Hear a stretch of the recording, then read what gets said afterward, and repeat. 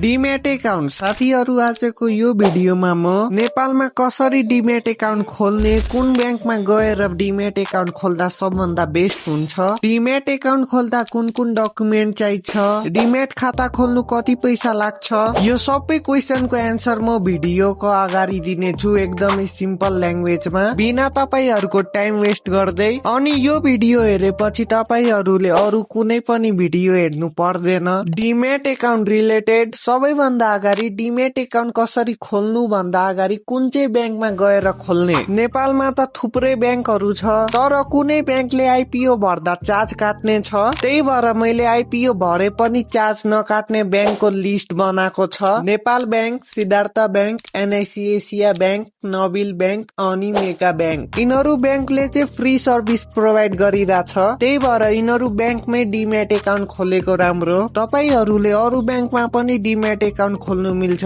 तर केही चार्ज काट्ने छ। अब डिमेट एकाउन्ट खोल्नु केही डकुमेन्टहरु पनि चाहिन्छ, जस्तै नागरिकता, passport size photo, bank account. यिनीहरू डकुमेन्ट बोकेर तपाईहरु ब्याङ्क जानु। ब्याङ्क गएपछि ब्याङ्कले एउटा फर्म दिन्छ फिलअप गर्नुको लागि। फर्म फिलअप गरेपछि अनि सबै डकुमेन्ट दिएपछि तपाईहरुको डिमेट एकाउन्ट बन्छ।